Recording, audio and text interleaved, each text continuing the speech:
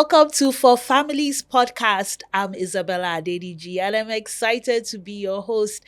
This podcast is our podcast because when you think about it, we're all born into families. So we're all part of a family. In fact, we're part of multiple families, whether it's your church family, your mosque family, your work family, your school family. Hello, school mother, school daughter, school father. Spiritual family too. When you think about it, family is really what makes the world go round. And I'm glad that we have a podcast where we can discuss different issues affecting families, not just in Nigeria or in Africa, but I say across the world. We have families where it's one parent, a solo parent. It could be a single mother, it could be a single father, and they might decide, at some point in time that they will be the only one responsible for the child. Sometimes that's not their decision. Life happens. Other times they come back and say, you know what, this husband and wife thing is not working, but we want our children to enjoy the love of a mother, the love of a father. And while they don't come back as husband and wife, you have a co-parenting situation. And now you do have situations where people decide they want to start families. Women decide, like, look, I can't wait forever for this husband to come.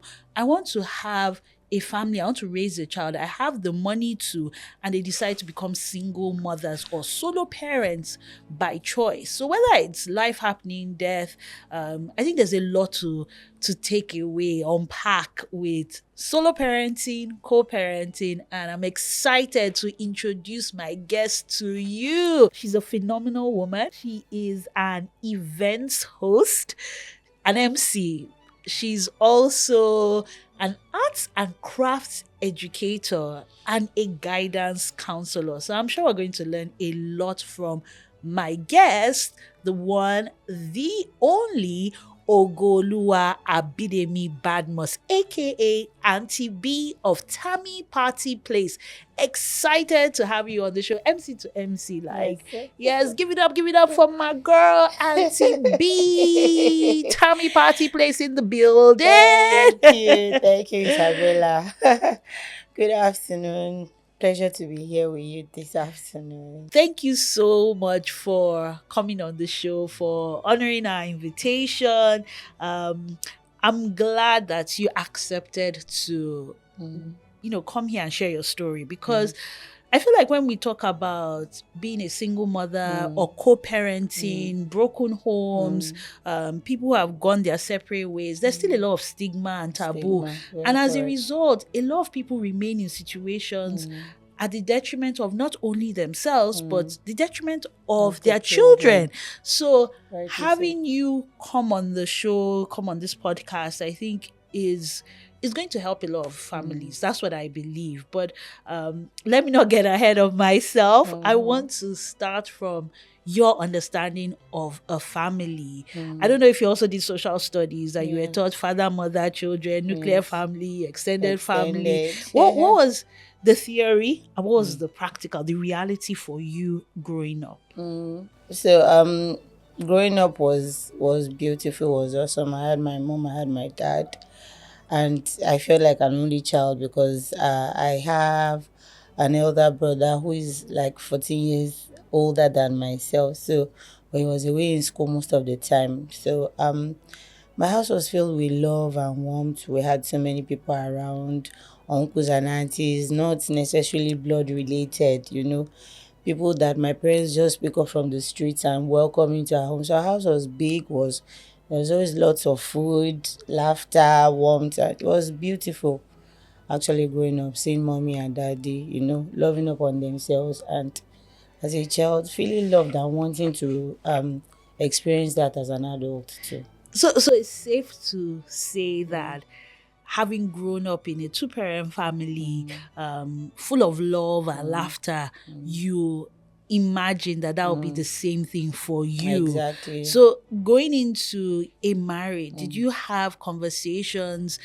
with your partner, your ex-husband in this case, about what your expectations were, considering your background? Like, oh, look, I grew up in a family where everybody is happy. We even have people come in.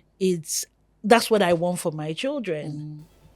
Okay, so we did not, sadly, we did not have this conversation. We did not, and I feel that as at that point in time I was younger, I didn't know a lot of things, but it just didn't matter then. Or yes, I could say it didn't look like it mattered. It was more of dealing with feelings that you were feeling as at then, as young people dating. So there was no long term So like goal the love was just doing discussion. you gish gish, like I Yes, like like him, he likes me. we go out on a date, we eat, we drink. That was just basically it. And then the marriage part came in because of pregnancy. Okay, so that was actually what led into us getting married. Because looking back at the medical history or record of my mom having fertility issues, and she advising me before she passed on that if I should get pregnant, I don't take it out so that I don't go through what she went through before having children. So when I got pregnant, I just told him that I'm pregnant and I can't take it out. Moreover, I'm not a child anymore. I was done with university. I was 29. I was working. So I just told him it's the first time I'm getting pregnant and I won't take it out. So we have to get married. And he was scared, he was angry, and I could understand him because he was actually looking for a job as at that time. So I understood his fears, but because I felt he was hardworking and I thought that we had an understanding of how we felt about each other, I made him realize that I don't think it's going to be a problem. And there was this saying that okay, maybe the arrival of the child will be the beginning of marital blessings that we would experience as a couple. So we just went to the registry because financially we were not really there. We had the support of my boss that I was working with then, and his dad and my dad too. So we went to the registry and had a small reception afterwards. We didn't even do the traditional, wedding where you alagas come and sing and dance. I didn't get to experience that. The plan was that after the child, then, and when he's a little bit financially stable, we would now get into that. But that never happened in the 7 years that we were together. Wow. And so if you were not pregnant, there's a Yeah. possibility that you might not have married Marry him. him. Yes, exactly. And at that point when you were pregnant, what kind of advice did you get? Because I believe that today, Yeah. someone getting pregnant is not a reason to Yardstick. get married. Exactly. And what made you feel like, I want to keep this child, but I want to keep it in wedlock? Like, is it church? Is it family?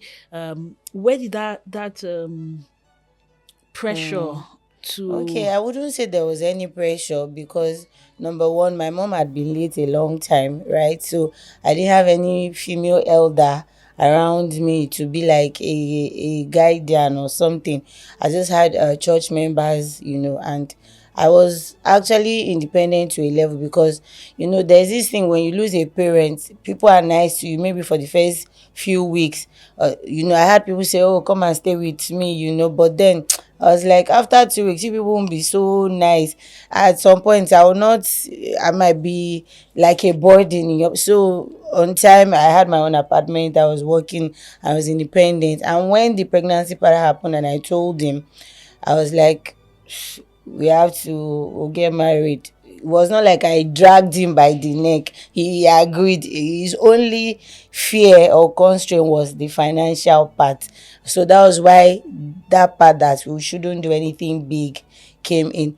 So maybe because it was even while I was pregnant and we were planning the weddings, I began to see some things that were not. I saw how unkind it could be, but I didn't think it was enough reason not to go ahead with the marriage or with the union.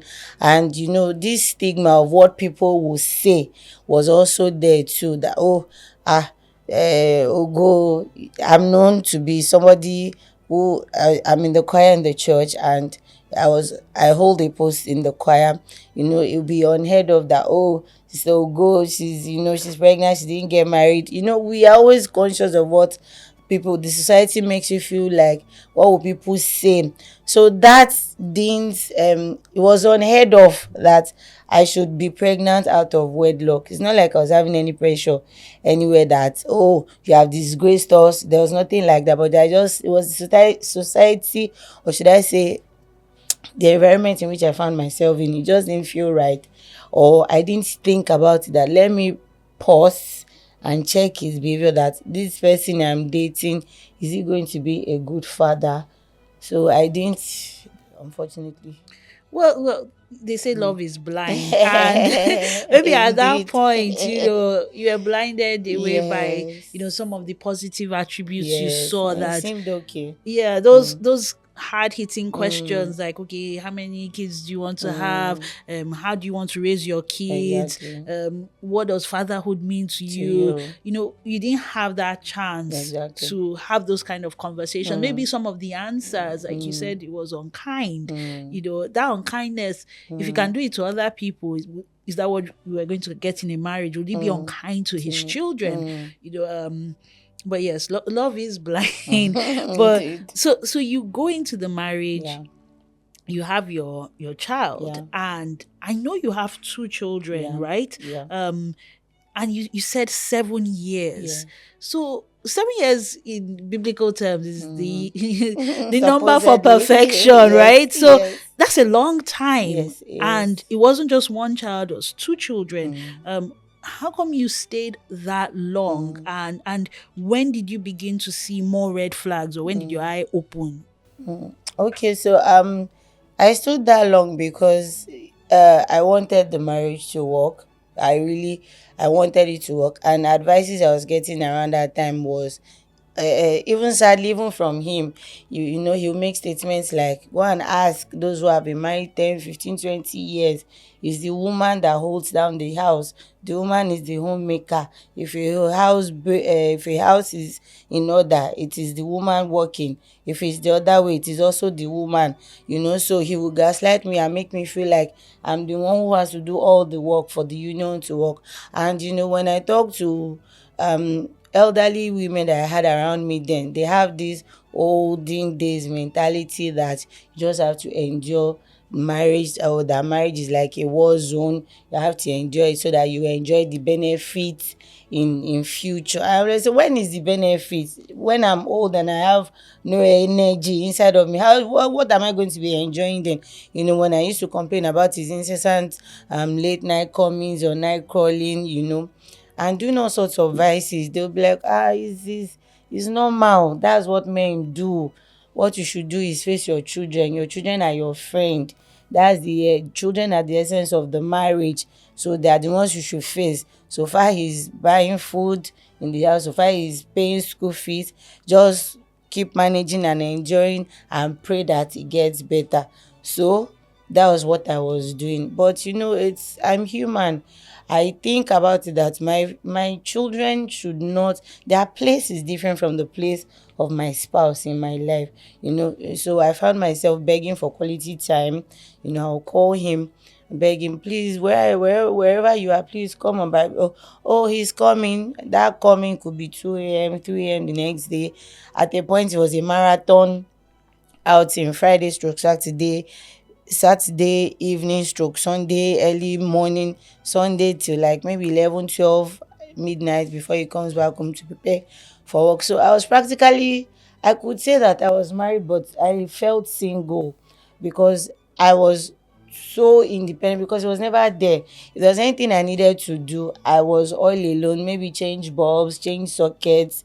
I was that hands, or not I was, I'm still that hands on. Change sockets, change bulbs, because there's no man in the house where you're asking him. He's not even present for you to ask. So I felt married but still single in it. And then this stigma of, oh, you got married and you're out, what will people say, that too held back, even though I was enduring a lot of emotional abuse, gaslighting, narcissist statements, then infidelity on his part, and then he turning around to accuse me of such with no evidence, just thinking that maybe I'm out to revenge or do the same thing like he's doing. So it was a whole lot. It was 7 years of enduring things, and unfortunately, emotional. You don't see the scars, physically, but the house, the I would call it a house. It wasn't a home, because anytime I was going back to the house from work or from church, I was sad because there was no peace in there. The only time there was peace was maybe when it was just me and the children. But once we hear he's coming, I'm looking around, making sure everything is okay. So because we don't know what is going to pick up next as complaint, it was a whole lot. I mean, just listening, I'm thinking about you, I'm thinking about the children, I'm thinking about the kind of atmosphere and how different it was from what you described Very from your different. childhood. Yes. And it's like you've been given a blueprint of how a family should Should look be, like, yeah. and then you're living the opposite. And you know Very what's so opposite. instructive of your responses is like, you get pregnant, what will people say? You marry, people like you want to leave, but what will people People say say? exactly. And what were people actually saying? If what will people say? Like you spoke about how they're telling you like, look, well, I've been suffering, come and join us. I really wonder, like, with our generation that is speaking out now, like maybe if you had spoken to those people, you would have a different perspective, as opposed to I don't believe marriage is about suffering. It I shouldn't don't. be. It shouldn't be. But I then another thing I realized is that you see all these elderly people that you go to, you can't give what you don't have. What they've been made to believe about marriage, what they grew up to see, what they are experiencing in their union to goes a long way. Then our people, especially the Yoruba people, are always very careful not to, when couples have issues, they are careful not to say, oh, leave your husband, oh, leave your wife, so that when you people get back together, they don't become the enemy. Like, oh, okay, so or they say that there's a Yoruba saying that says, one, that's your ọ̀rọ̀ ọkọ àtìyàwó, because you that you advise one of them, they will still use you as a topic, like they say. So our elders, our mothers, it's not easy for them to tell you that, oh, you are being treated bad or you are suffering, leave your marriage. They will not. They will just tell you, be enjoying, be praying. And anybody that has another advice that is different from that is based on what they've experienced too. Because I remember that there was an elderly woman that was also advising me then, and God bless her soul, now she's late.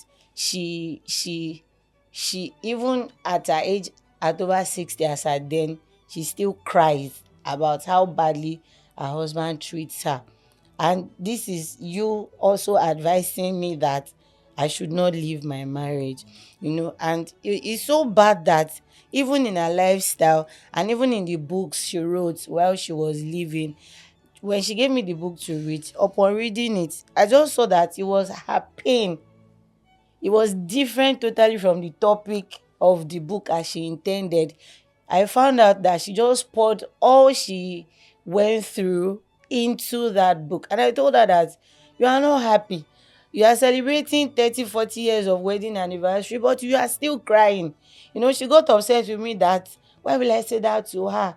That she's only trying to help me. I'm like, but you that is advising me to stay with an abusive person, you are not happy yourself. And even at this age that your children are grown, this is the time you are supposedly or should be enjoying your husband, but you are at over 60 are still crying. I don't want that. Because our generation, we are unlearning, we're relearning that some things that our mothers ask us to endure is now a deal breaker. You cheat on me, I leave. And I'm just thinking Yeah. again, like 7 years and the kids, like what did they make of the late nights? What did they make of him being unavailable, not being present. And at any point, did they get to witness this verbal abuse or physical abuse, if there was any? And like, how did it affect not just you? Because we get a sense that, Yeah. look, you were enduring for 7 years, but what about the children? Okay, so for my daughter, she was the one who, as the first child, she saw a lot, and it dawned on me that this was not good, because when she was 2, was it 2 or 3, she confided in her school toilet cleaner, the school cleaner. So when I went to pick her from school that day, the teacher called me and said, "Ma, I want to tell you something." I said, "What is it?" He said, "Your daughter told the school cleaner something." I said, "What?" He said that my daughter told the school cleaner that my daddy took my mommy's hand like this and took her like this and threw her like this.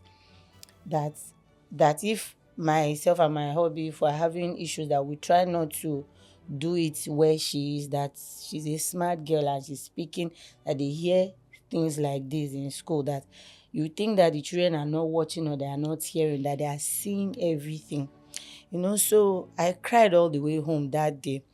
And I looked for the time we were in a good mood with my ex and say, look at what they told me at our daughter's school.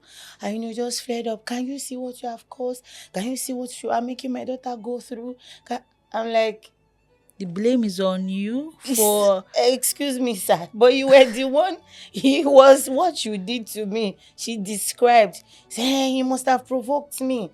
That was, I provoked you. Anyway, please, henceforth, if you want to fight me, let's try as much as possible not to do or say anything, so that we had just had then, so that she doesn't see.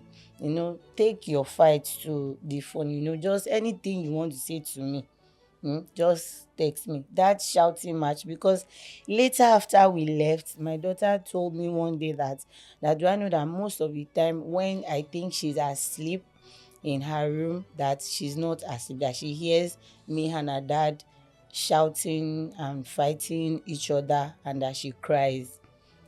She told me maybe like 5 years after we left. So they see, and it's such an environment is not good for any child to and she, at a young age, she Yes. picked up on this. Yeah. But somehow it wasn't enough for you to leave. Instead, you had another child. And what made you believe the situation was going to change? Or was it still that pressure of what will people say? I don't want a broken home for my child. But you still had that dilemma of, I don't want a broken home, but I don't want my child to have, all these stories to tell and to be feeling, anxious or seeing bad examples.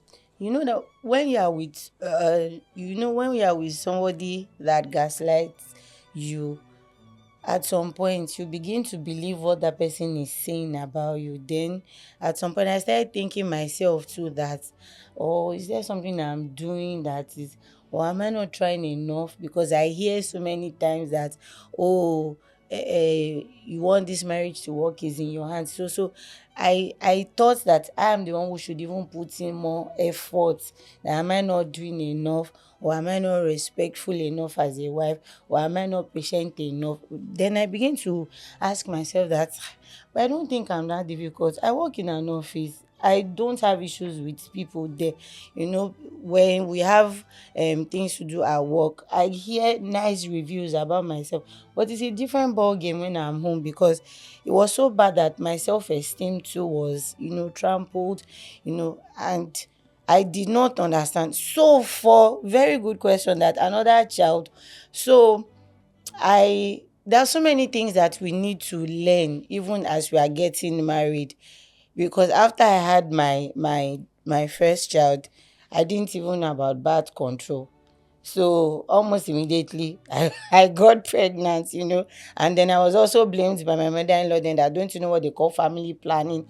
I didn't have my mother. I didn't have anybody to, I did not, learning was from what they say. Maybe I picked it up from the antenatal clinic from a fellow mom that, oh, when you breastfeed is a natural family planning. But my sister, I got pregnant too.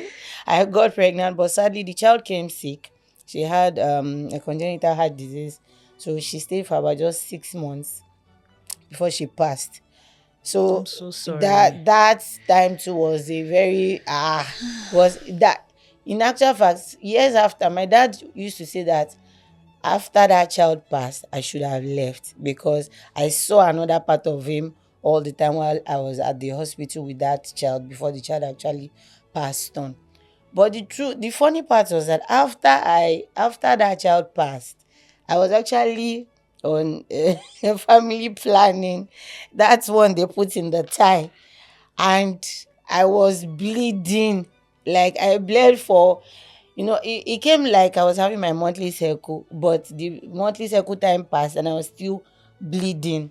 And I was like, what is this? It actually caused a fight between us that, oh, I'm using family planning. I didn't tell him, he's not in the know. Wow. It was it was crazy.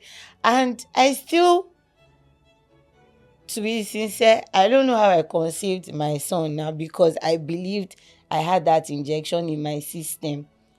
So I was pregnant Hey. with my son while I had the family planning injection in my system. So I think that child was just, I don't know, biologically I can't explain, but maybe the child was destined to come because when I lost that child, anything that has to do with babies, I go crazy. When I hear a baby cry, I get, that's the story for another day. But I think that child came as a compensation, and he came as a boy. And yes, I was being hopeful that maybe the marriage will work, and I kept trying, but I later found out that it wasn't me. It wasn't me. Wow. Yeah. I can't still get over family planning. Now I'm scared because Yes. I don't want more children. But um, Yeah. on a more serious Yeah. note, there was something you said that Mm. really resonated Mm. with me, and it was your dad. Because you Mm. said you didn't have your mom anymore. You Yeah. said your dad said after you lost your second child, which Mm. I'm so sorry Mm. about. Uh, that was when you should have left. So Mm. it wasn't as if your dad's door was never open. Because Mm. sometimes you want to leave Mm. and the people back home don't want to accept you. Mm. And that brings me to the topic of in-laws. If your Mm. dad was supportive and Mm. stood by you to say, Mm. look, if you should have left, Mm. maybe you decided not to leave. Mm. But what about his own family? Mm. What were his parents saying? Did he have Mm. siblings? What Mm. role did they play? Because Mm. it really takes two to tango. And in Yes, this it does. culture, you marry the entire family. Exactly. For the I'm sorry to say the my in-laws were not it at all, because I think you see all these, his parents are separated and his parents don't see eyeball to eyeball. It is that terrible. Now these were some of the signs that I should have seen, because he actually mentioned to me that his dad used to be violent towards the mom. Wow.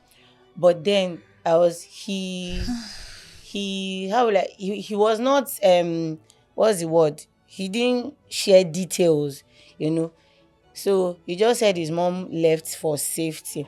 So whatever it is that had to do with his family, the parents usually came separately. The father will come, then the mother will come.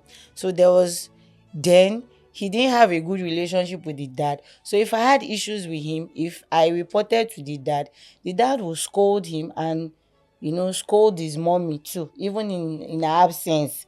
And that gets to him, and he'll be like, oh, because of me, his daddy is speaking bad about his mom, and that was a challenge.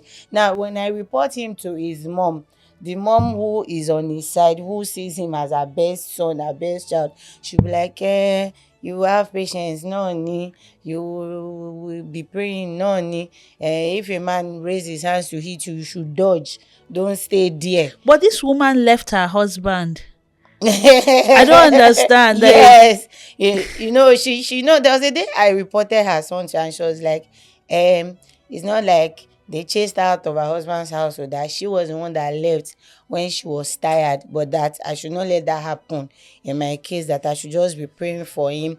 And I say, but these are the things your son does. He skips late nights, he womanizes, and he still calls me names. And she was like, it is the generation of women that they call harlots now. If a man calls you harlot, why is he paying you? And I told her that the upbringing I have is very different. There are some things they don't say, that when he says it, I cry.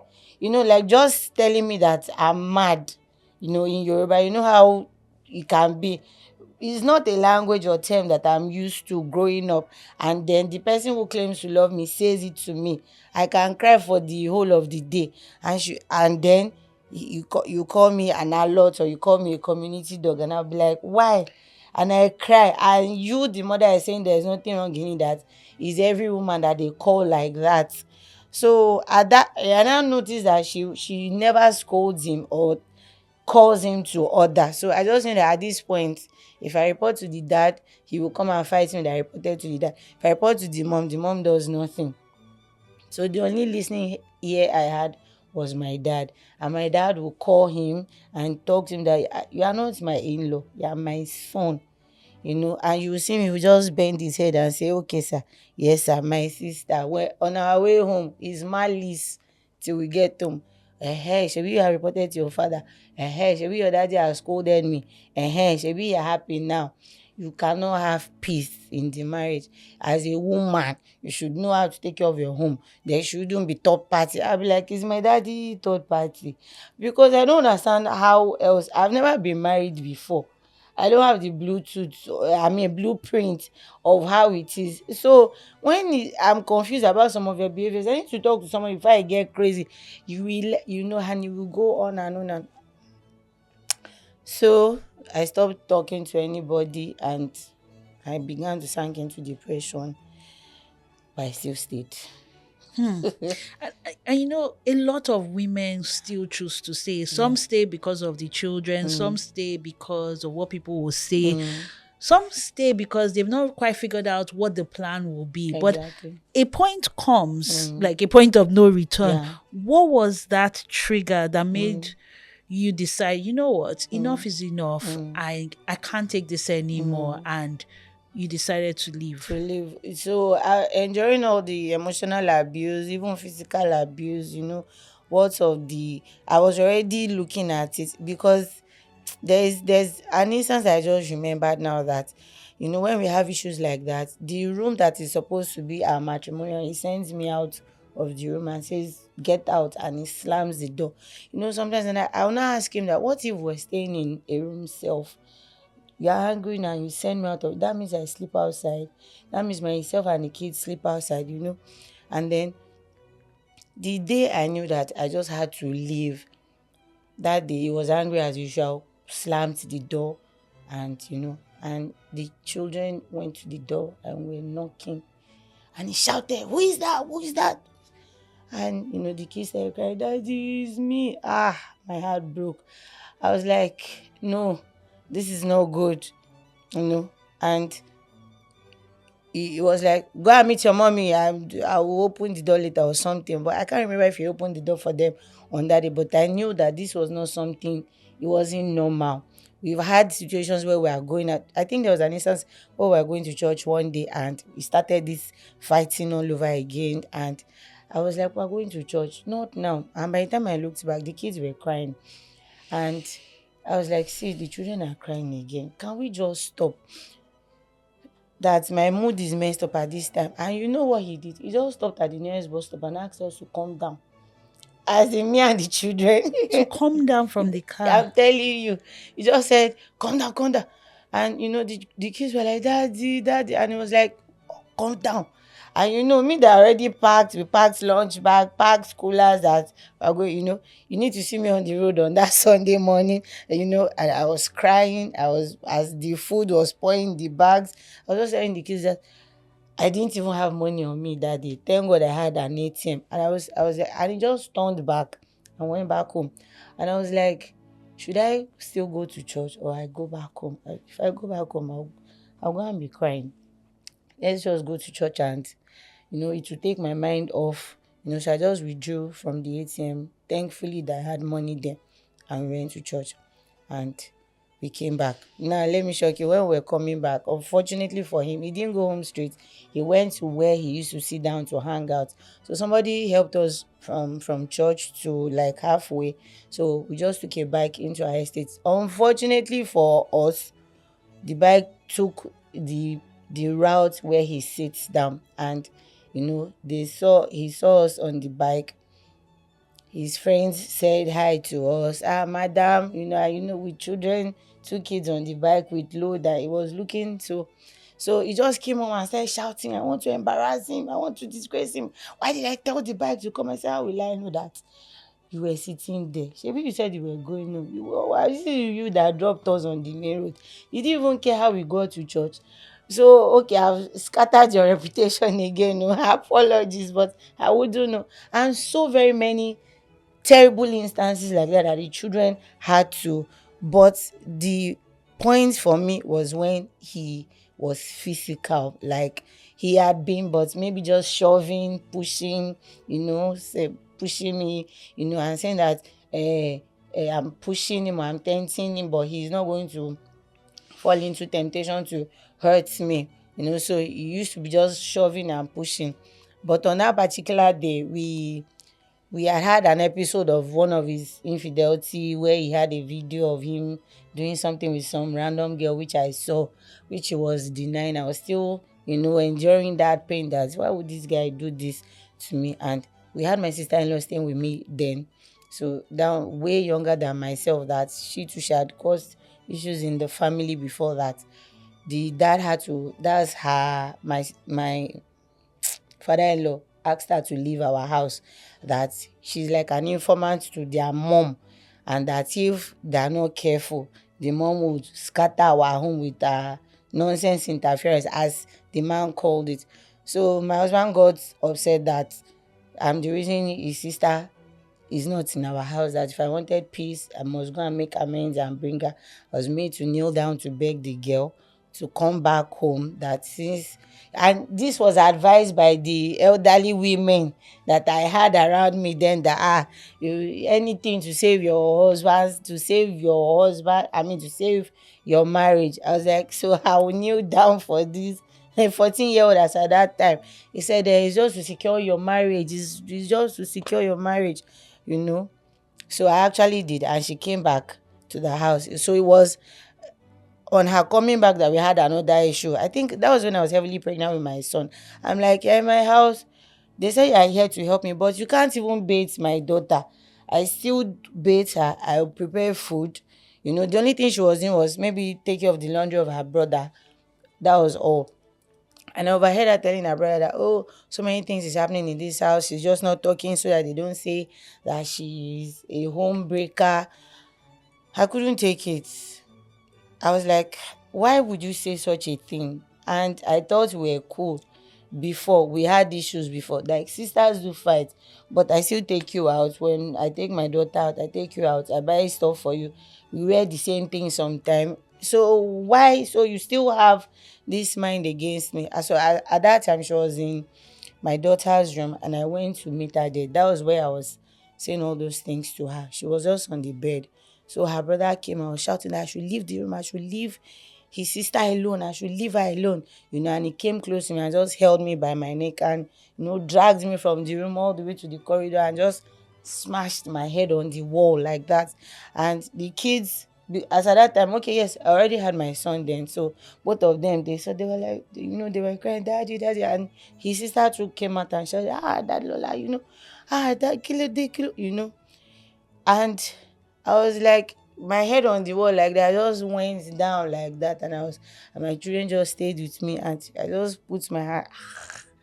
I was bleeding, and he just went to, but I had some form of energy, like I could, it's not that I could fight him, or I couldn't. I just moved close to him and I started hitting him on the chest that you will kill me today, you would that look at, um, you know. So till tomorrow, he still denies touching me. I and I think that's what happens to people when they're angry, because that incident has happened between himself and a friend at a club before. One of his friends that they move about, that he did same thing, because he came home that day with blood stains on his shirt. I was like, are you fighting? You're supposed to be a married man. You're supposed to be responsible. Are you fighting? It was like that he mentioned the friend's name that we upset him, that the last thing he remembered was that they took the guy away from his So it could club. be like almost like a temporal moment of insanity where you are not even Exactly. fully aware. So Yes. that act of violence, I guess, Yes. was the proverbial Point for me. straw that broke the Yes. camel's And I back. said And I then was you leaving. you went into being a single Yes. parent, Yes. and during that period where you had to leave Yeah. for your life and Yeah. move with your children, Yeah. how was he involved in the He children's wasn't life? involved for the Maybe first paying 2 years. school Nah. fees, visiting them, No. inquiring of their No, welfare. no, he wasn't. For the first 2 years, I was financially solely responsible for the children, because anytime I reached out to him that the kids, at least they have to go to school, he'll be like, why will he pay fees of kids who are not under his roof that he can't? Feeding, let's not even go there. So, because even the conversations we're having was him being abusive, till I had to block him, because I woke up every day to, long text of terrible things said to me, said to my dad, like, I want to mess around, I want to explore. That's why I want to be a single mother. I'm happy now that I'm independent. I'm too proud. I can't be under a man, and it will just go on and on. I'll be like, "Well, the reason I'm asking you is your kids, will you pay their school fees or not?" He's not paying school fees of children under his roof that are not under his roof. Oh, then you used to accuse me that I had a secret lover, that I must have moved to my. Oh, your secret lover tired? Is he broke? Is he? You people are Whether there's hungry. a secret lover or not, those are still his children. Yo, So for right? 2 years, you were doing this all by Yes, yourself. by the grace of God. How were you now able to live being that sole parent, or parenting for your children all by yourself as a single mother, to co-parenting where he has now become involved? Okay, so now I wouldn't know who spoke to him. He just reached out to me someday after 2 years to sign the school and the children's bill, which I did, and he paid. So if there's anything the children need in school, I don't even ask for I don't, even if up onto books, I don't stake it in my account. I just give him the account details necessary. Then he sends the receipts and I forward it to the school, that school fees. But any other thing aside that, he will tell you, oh, are you tired? Oh, you don't have money. Oh, you are broke. Oh, your boyfriends, they don't have money. And are you going to do it or not? Okay, I know, no problem. God will provide. So co-parenting is whatever it is I'm doing right now is just so that at least he's in the children's lives.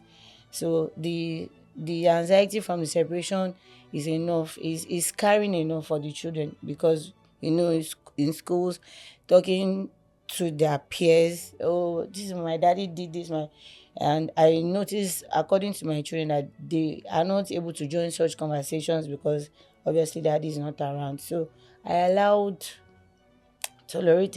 I tolerate his excesses, just so that at least he's around. So sometimes when we meet in church, after church, he takes them to buy groceries. I just tag along. When you see us, we look like a happy family, but we know that we are going to separate homes. He carry on in his car, he will drop us at my house, then he moves. But so sometimes we have very dirty arguments that the children shouldn't hear. I just try to cover up just for the kids to have him around. I believe that with time, as they grow, they will actually see the kind of person he is. And I think my Yeah. final question will Yeah. have to be the biggest lesson that this whole experience, solo parenting, co-parenting, has taught you. That could be a hack for somebody who is in a similar situation, Yeah. or perhaps advising someone. Yes, that would be number one: contentment. Be contented. be financially independent, no matter, find something to do. When I left, I had nothing. I had stopped my 9 to 5 job. I had nothing, but I thank God for the skill and talent I have as an MC, and then I learned how to make crafts just from watching YouTube. So, training fee is not an excuse. That is even good now. Anything you want to know how to do, AI is, you just see all the results, how to make something, and determination. All you just need is data and determination, just a little money to buy the materials, which I did. I started making things with my hands and people were buying, and then I started getting jobs. So financial independence is very important. Then you do things that you can afford as a single mom, just in case if the single father, is the father is refusing to, for instance, like the school fees, you enroll the children in the school that you can afford, just in case it's not forthcoming, so the children don't suffer. So contentment, you wear what you can afford. If you can't go to parties where there's need for ashwebi, please don't go. Just enjoy. Contentment is key. Financial independence, very important. And just pray to God. Allow, try as much as possible to balance. He's I tell my kids that your daddy might not be a good husband to me, but he should be a good father to you. So be a good mommy, be a good daddy to the children if you are not working as couples. Well, thank you so much. Yeah. I think that's a perfect place to end. And those are really words on marble. Like, you're not a good husband doesn't mean you can't be a good No, father, just try to or be a at good least make an yes. effort for the sake of Exactly, your for the children. And children. then when the children are old enough, they can Yes. decipher, they can Yes. make their Yes. decisions. Yes. Thank you so much for sharing so honestly from Thank the you. heart. It's Thanks for it's been having me. our pleasure to Yeah. have you, Ogooluwa Badmus, aka Auntie B Yeah. of Tammy Party Place, Thank here on you. ForFamilies podcast. And we Thank wish you. you all the best. And who knows, when you find love again and you're ready to do the whole 9 yards traditional wedding, Alaga You do. Isabella is here for you. Yes, Alaga I know, more Loibo. than capable. Thank you. Thanks for having me. It's our pleasure. Yeah.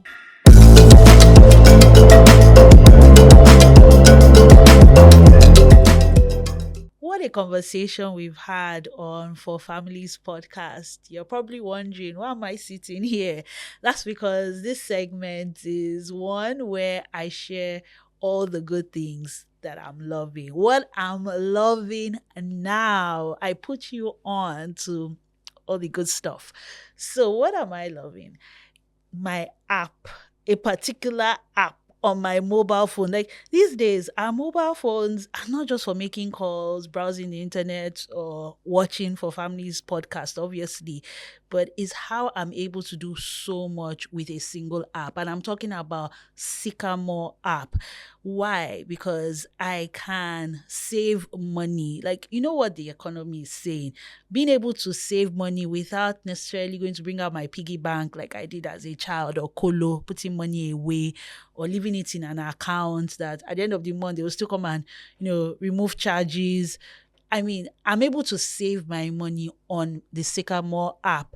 And as I'm saving it, I'm earning interest. So the money is working for me, whether I'm sleeping, I'm eating, having a good time or not.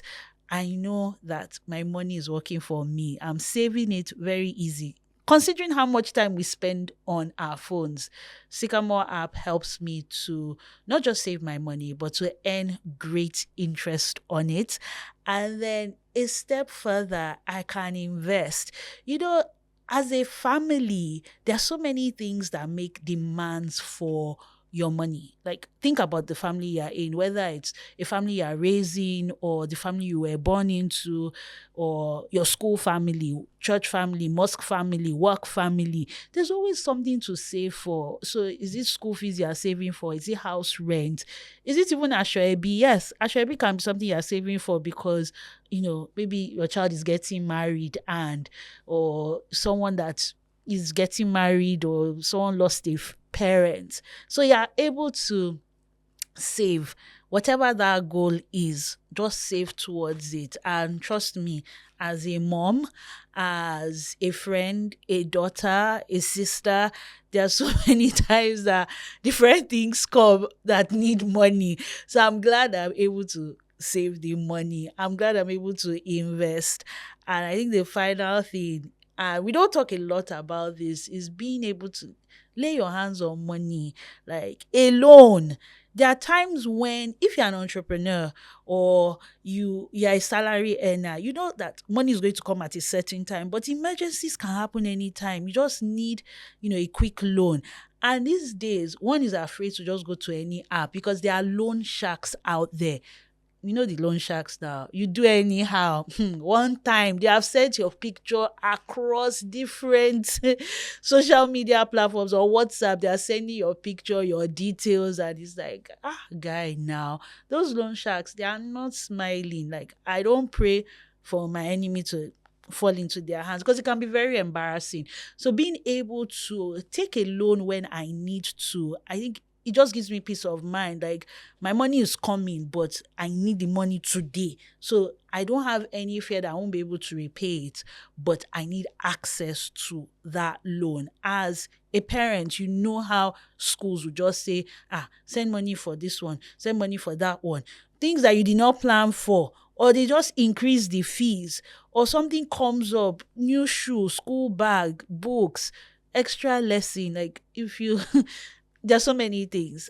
Just knowing that I can go to the Sycamore app and access a loan without any fear that, oh, more tomorrow I'll end up as office gist or the butt of jokes on the family WhatsApp group, I think is so good to know. So if you're out there, I mean, we all have mobile phones and you've probably heard about apps. Let me just tell you that I'm loving Sycamore app because I'm able to save, earn, invest, and have access to loans. It's easy for you to download the app and start your journey of, I'll say, financial management, financial success, finance, gongo, with a mobile phone, with an app. It's so easy, no long stories, because trust me, sometimes when I think about, I need to go to this bank, I need to go to this place, I need to go to this office, I need to write, I need to do all of that, it can be a lot. So I'm really glad, and I want you guys to check it out and let me know what you are loving, just the way I've shared what I'm loving now.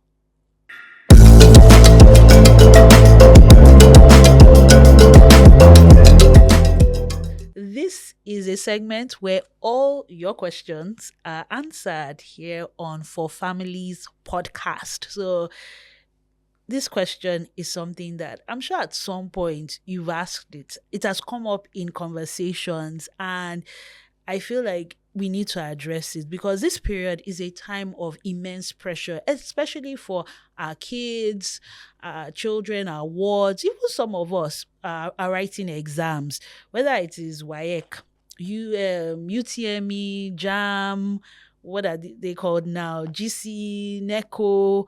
You also have SATs, A levels, O levels.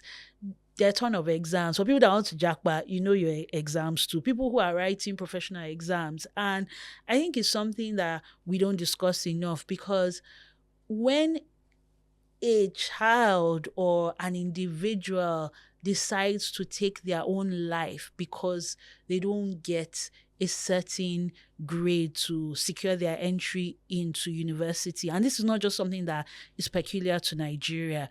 It happens across the world, where children take their lives, or even adults commit suicide because they don't get the required mark. It just goes to the bigger question on managing exam pressure. And for me, it starts with the family. It's always about that support system. If you're in a family that lets you know that, look, irregardless of how much you've spent on your school fees, irregardless of whether you get to go to university this year or you have to wait 1 year while your mates go ahead to pursue their education, you are loved, you matter, you are cared for, that you are not defined by a score. You just need to know, like if you're in a family where you know that you are loved, you are cared for, you matter, that what you score in an exam is not the sum total of your existence, is not enough to change how you're going to be received. So even if you have to stay back 1 year because you didn't make the cutoff, it is not the end of the world. I think we as parents, as caregivers, as guardians, even as individuals who are dealing with exam pressure or we have dealt with it at some point, it's important to have these conversations to let people know that, look, an exam is an exam. It does not even fully represent your potential, because on the day of the exam, things beyond your control can happen. And we've seen that with the whole situation with JAM in Nigeria, where, servers have issues, connectivity. There are so many things that can go wrong. Even you might not be on your best form that day. Maybe you've just gone through a tough situation. So I'm saying that for us to cope with exam pressure, we need to let people know that they are loved, they are cared for, and we need to have heart-to-heart conversations like, okay, if you do not get this mark, what is your plan B? Okay, do you want to use that time to maybe learn a skill? Do you want to use that time to do an internship? Do you want to use that time to do extra lessons? And when it comes to, okay, my mates are going ahead, trust me, some people can start, their university year one and then they have strike issues. Other people are doing 7-year courses.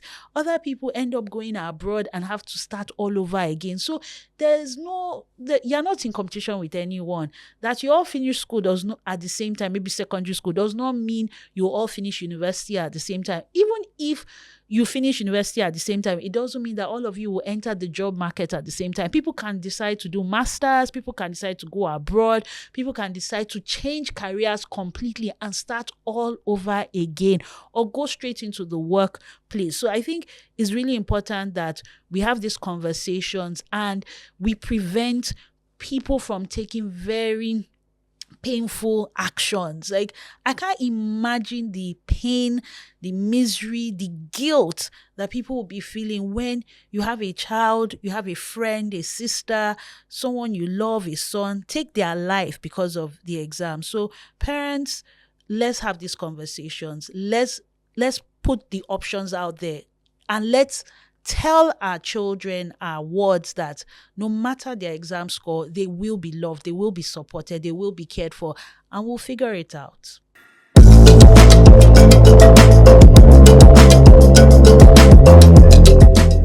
We've now come to the end of this episode of ForFamilies podcast. I hope you have enjoyed the conversation we had about solo parenting. We spoke to a single mother who has now gone into co-parenting with her ex, and she shared her struggles, how she got to that decision, some of the things that have worked for her, some of the things she wishes she had done.